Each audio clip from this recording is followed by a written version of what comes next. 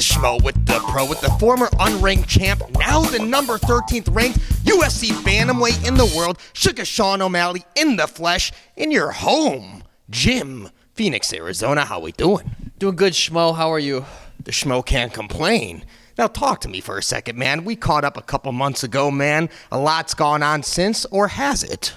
Not too much. Just been training, gaming, chilling, living dad life. Haven't went out in like a couple weeks, so back to just the normal routine. Now, 6 of your 8 fights in the UFC performance bonuses, all 9 fights, including Contender Series, have been in Las Vegas. Is it safe to assume the 10th fight with the UFC will be in Las Vegas? That's safe to assume. I would, if I had a guess, if I was a betting man, I would say yes. And I should have had my debut against Petr Yan. I'm still waiting for that fight of the night bonus. The card wasn't that good, and it was definitely fight of the night. So I'm still waiting on that one. We'll talk to the Schmo for a second. A few weeks back, we're in London, UFC Fight Night. Paddy The Baddy Pimblett, he blew the gaff off the roof, or the roof off the gaff. The Schmo can't get that saying right, man. The Schmo asked Dana White about his stardom, comparing you to his stardom. How do you like that comparison, and what do you think of the rise of Paddy The Baddy? Yeah, Paddy's doing a great job marketing himself. You know, he's had 2 fights, 2 finishes.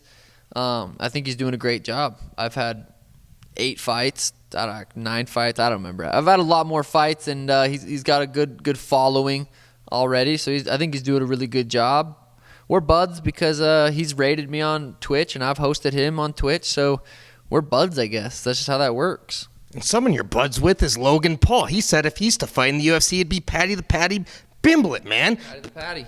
But listen, man, Logan Paul walks around at 200 pounds or so, man, and Paddy The Baddy fights at 155. Obviously, he balloons up maybe to 175, if that. But why is Logan and why is Jay keep calling out guys that are not their size?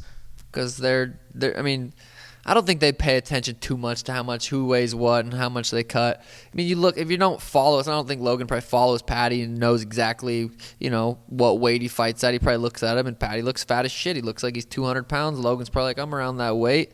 Paddy's a massive prospect right now, blowing up, so it makes sense for Logan to call out someone with a name like that. It's Logan fucking Paul. He's not going to call out some random guy that no one knows. He's going to call out the top dogs. Just, you know, that's what they do. Star power on star power. But he can't call you out, man, because obviously you guys are buds, and obviously you way too low for that. Too little. I'm too little. He'd jump off the top rope, fucking hit the splits on me. I wouldn't know what to do. That's right. What do you make of that WWE performance debut with that guy? I mean, I just seen the clips that he had posted. It looked like he fucking did a good job. Looks like, you know, it's a real athletic sport, and it looks kind of painful. So props to him. He's fucking killing it. Aljamain Sterling, he beat Petr Yan. Obviously, no questions, he's the bantamweight champion of the world. Do you think Aljamain Sterling's going to be able to defend this thing from here on out, or do you think he's going to lose it pretty quickly? God, we'll have to wait and see. I think it was a very interesting fight. If anything, I think it could have been a draw. Winner goes to champion, which was technically Aljo because he won off getting DQ'd. Either way, Aljo's the champ, respectfully. Rightfully so. I mean, he took Peter's back both those second and third round. Second round could have been a 10-8. It was a good fight. It was super high level. Peter seemed like he fought emotional, didn't he? Seemed like he wanted to kill Aljo, and I should have been in his corner and said, hey, calm down, Peter. So I'm going to take that one for Peter, and I'm sorry, bud. Next time I'll be there for you. Yeah, why didn't you make the trip to Jacksonville and be in his corner? I had to stream. Had to play COD. Couldn't be gone that long. Duty calls. Call of Duty calls, exactly. But I think Aljo versus TJ is a very interesting fight. I think that's what's next for sure. I think TJ kind of deserves that, even though we did stick a needle in his butt, cheated, came back sober, or whatever you want to call it, not cheating, fought a very, very good fight against Corey Sandhagen.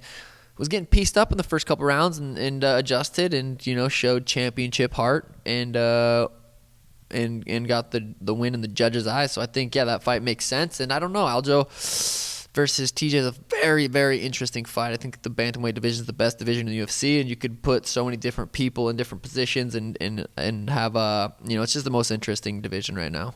Well, it's Tuesday. The rankings have been updated. If you look at the pound for pound, Aljamain Sterling's gone up there, but if you look at what's at the top, Stylebender Israel Adesanya, he was number 2. He drops to 3. Volkanovski, who was 3, goes to number 2.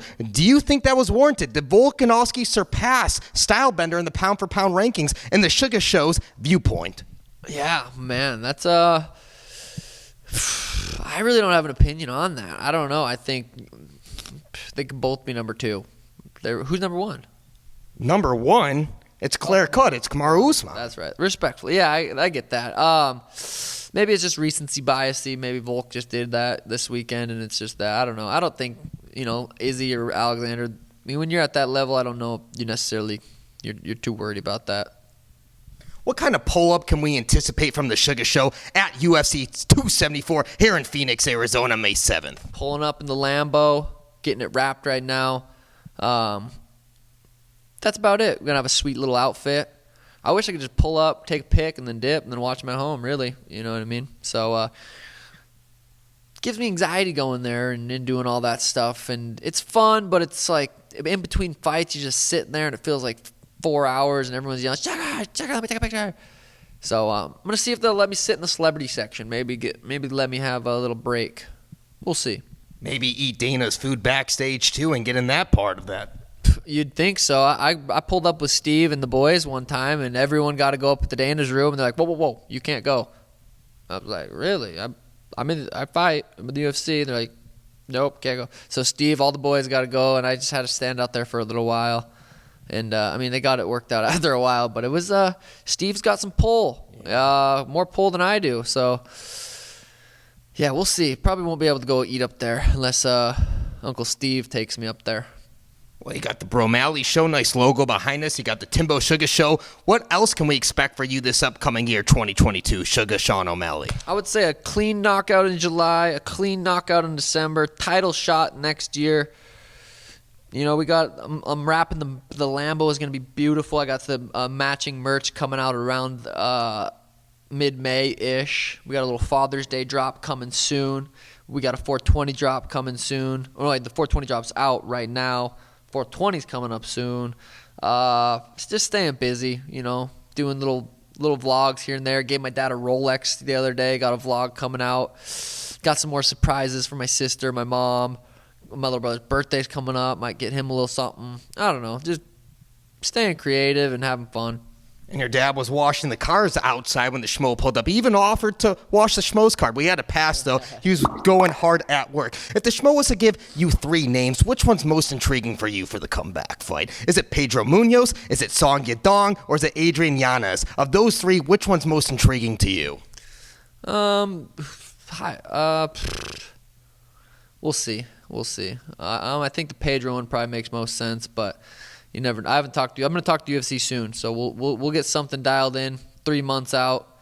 It's kind of nice not knowing you have a fight. Like, knowing you have a fight too far out is a little stressful. It's like you think about it too much. So not knowing right now is nice. 3 months is a long time, I feel like. It'll go fast, but just the way it sounds, like 12 weeks, sounds like a long time.